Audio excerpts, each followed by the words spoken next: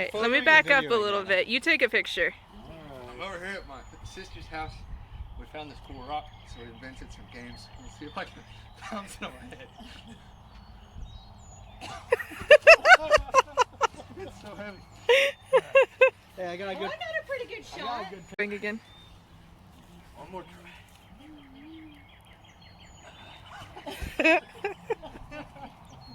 Talking about that one, that one's probably gonna get ripped out. Anyway, the other game was to see how far we could throw it. So I'll give one more. Ah! Same spot every time. See, this is my spot. My dad beat me by just a little bit. He was right there.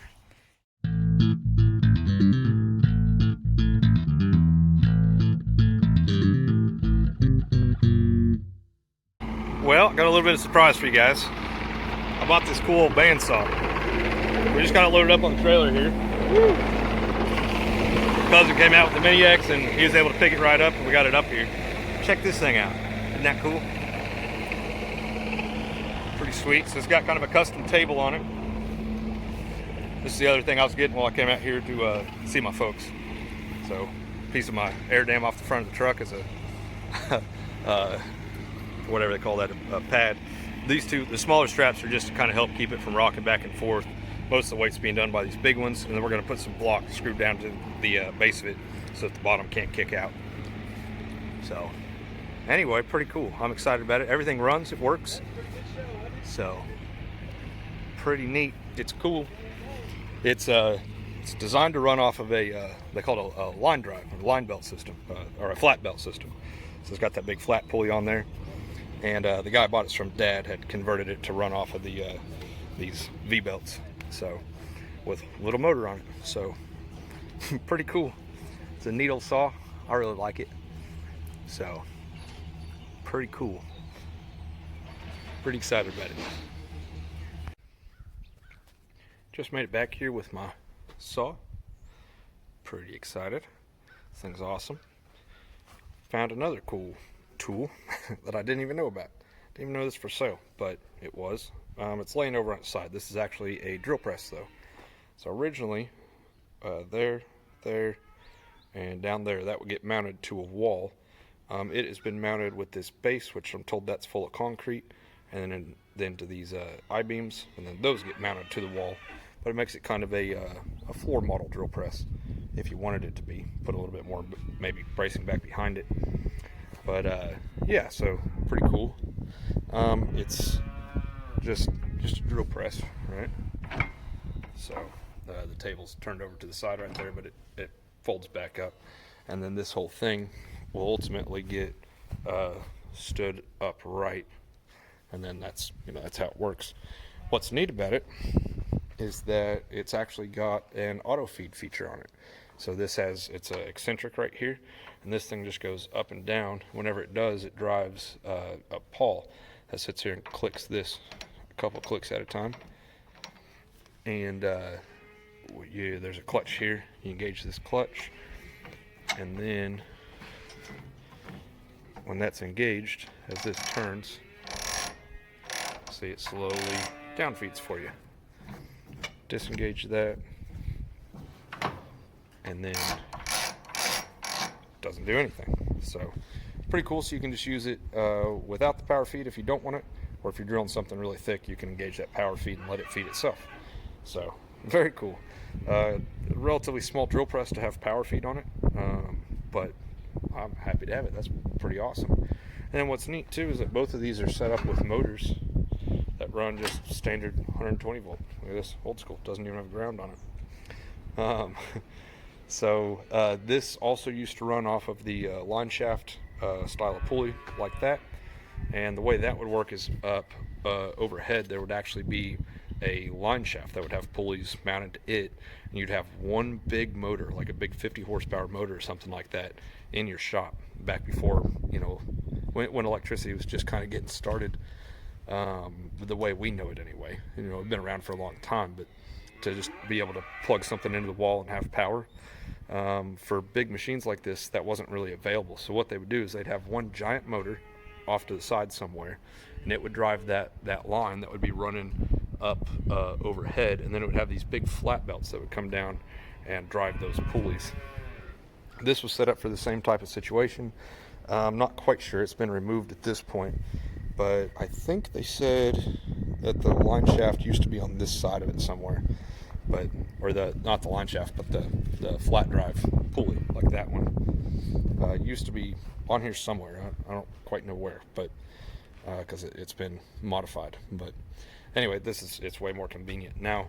These being 120 volts, this one I'll probably leave just the way it is. This big boy though, I'll probably convert that to a 240 volt motor at some point. But for now, I don't even have power in the shop, so I'm not even going to think about that. We're just going to get the tractor fired up, see if I can get it unloaded, and we're going to stash them over here up against the wall where they'll be safe from wind and rain and whatever. It does look like it could rain. So before I do that, I need to just kind of get a little spot cleared over here for them. I'm going to store them here for now, and then we'll figure out something better in the future. So anyway, for now, they're going over there. Alrighty, got them unloaded.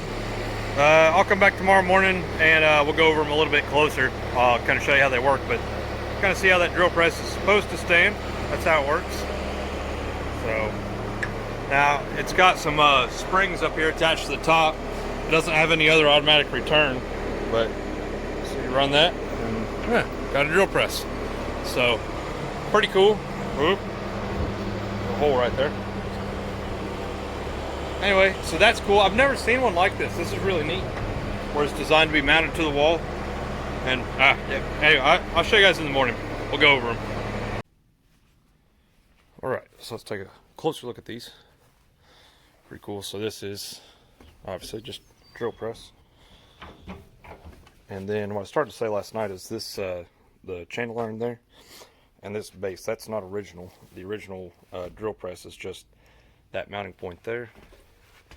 And then the ones here, and that would have just got bolted directly to a wall somewhere.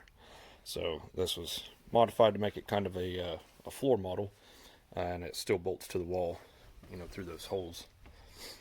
And then maybe you can see that the eccentric on there, right there, that causes this to just go up and down, and so that's what slowly advances that little pawl system. Pretty cool for the down feed. So pretty neat old drill press. I've never seen one quite like it, so I was super excited when I found out that it was still for sale and bought it up. Might as well. And then this is what I was actually going after. This thing's super cool. So it's got this weight back here, and that's what keeps the same amount of tension on the blade at all times on the band. And then you can also adjust that right here. So you can see that moves as I adjust it. And so that would be, I think that's primarily for changing the blade. You can take all the tension off and put enough slack in there that you can get a new blade in there. So pretty neat. Blade guide down here. See, it's not actually touching, so that's going to need adjusted. Not a huge deal, I don't think. And then this one appears to be a little bit better. So pretty cool. It also sent me a couple extra blades with it. So this is a smaller, like for wood, thinner blade for doing more detailed work on wood. And these two are both going to be metal blades, finer TPI as well as the one that's on it, which appears to be in decent shape. It'll work. He also sent me another motor that can go on here. This one, as you can see, it's got a starting capacitor on it. The one that's on there does not, and it doesn't quite have enough, whatever you want to call it, enough power to start the actual bandsaw, and so you got to kind of push the push the wheel down with your hand. So power switch is over here, so you'd flip that switch on, and then give it a little boost to get it going. But that motor should fix that if I want to put that on there. It's a 120 volt motor as well. But as I said yesterday, I might upgrade this to a bigger motor if I can find one pretty cheap. And the other thing is the tires on here are pretty well shot on both of them. A chunk of that one's missing. So you did have inner tube. You can split bike inner tubes. and that works pretty good as a tire, or maybe I can find something else.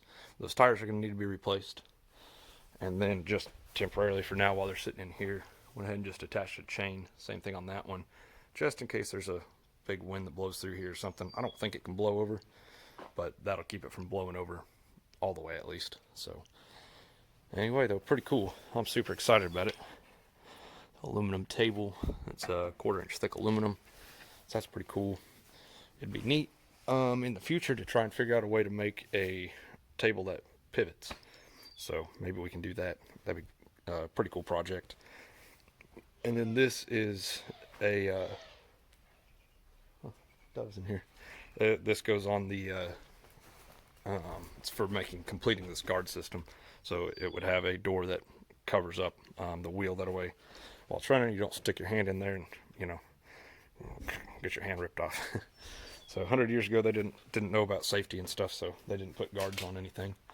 And so all of that guard is all aftermarket. It's all been created by the previous owner, as well as that. Just, I guess, never got it finished. So we'll finish that up at some point. We'll put the guards back on there, or finish building the guards rather. So anyway, very cool saw. Super excited, super happy to have it. So can't wait to get a shop building built so I can actually put this in there and start using it.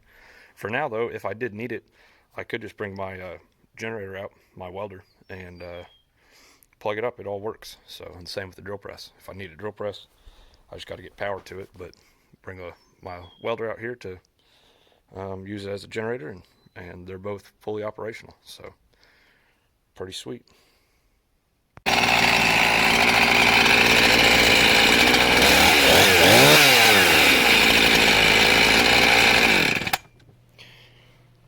Remember my Husqvarna saw, the 20-inch power? I got irritated with it and bought the Stihl because the starter was broke. So the original, the saw is a 351. A friend of mine had a part saw, which is a 350. And so he gave me the starter off of it. Just put it on there and it fired right up. So pretty cool deal. Got 2 chainsaws on the farm now. So in the Honda, on it rather. As you may remember, I was having some problems with it. Replaced the coil, and I got a new CDI box that I tried. Turns out that was the wrong box. So if you buy a CDI box for one of these, and it's, I have the other one, it's significantly smaller than the original one, it's probably the wrong part. So figured it out. It was really simple actually. What's going on is there's a kill switch right here. That's off. That's on. That's also off. That has to be on in order for the four-wheeler to start. That was the problem. So my neighbor, when we were racing and she slammed the brakes on because she was losing stuff off the back, she must have accidentally just bumped this. Didn't even think to look at it. So yeah, I feel stupid. I'm telling myself here, tell all you guys, but that was the problem with the Honda the whole time. It wasn't actually broke, it was just turned off. Dang it. Check that out. So he had said they were going to have to cut the pond. I guess they decided not to do that. Instead they're just pumping it out. So, beast of a pump down here. Check this thing out, it's pretty cool.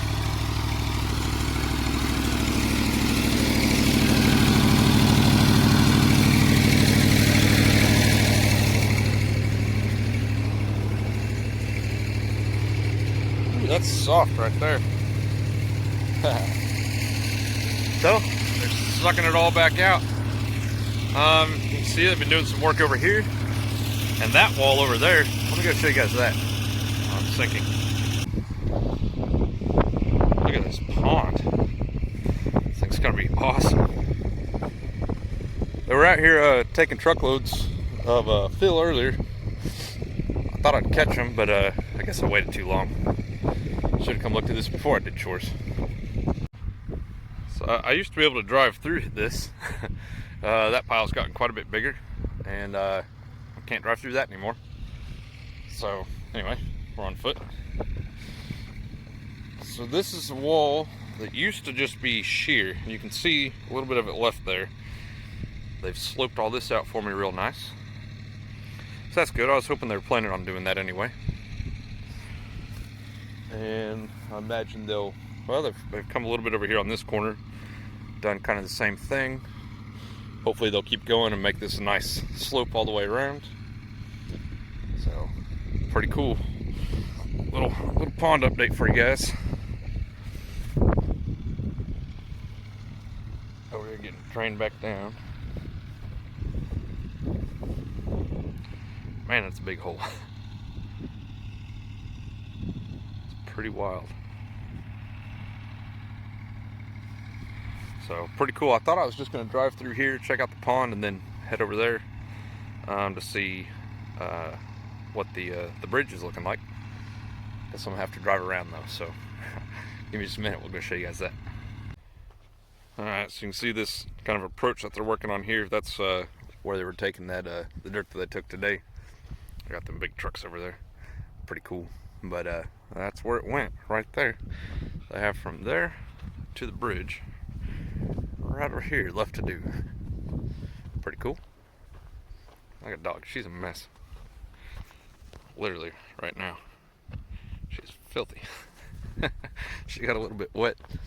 And down there at the pond. Oh, gotta pee. Then everything's all dusty and dirty. Come out here and now she's just covered.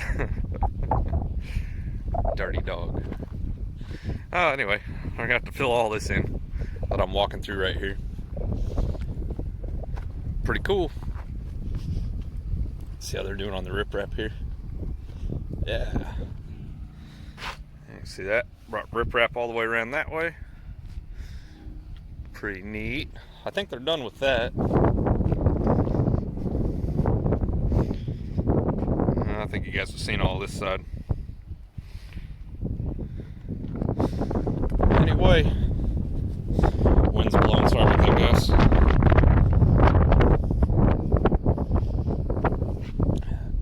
Nice little creek flowing through here.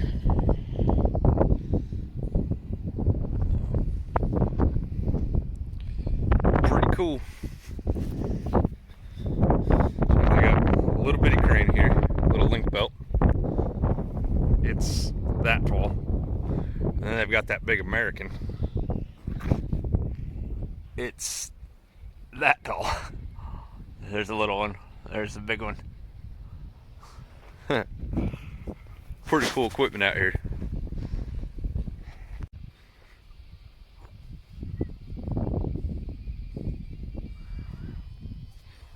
Wonder what the paint's for on the tracks. It's a little different.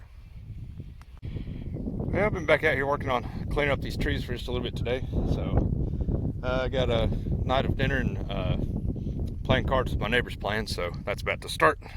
So I'm gonna go get cleaned up, I suppose, and we'll come back and do some more later. But anyway, in the meantime, thanks for watching, everybody. We'll see you guys next time.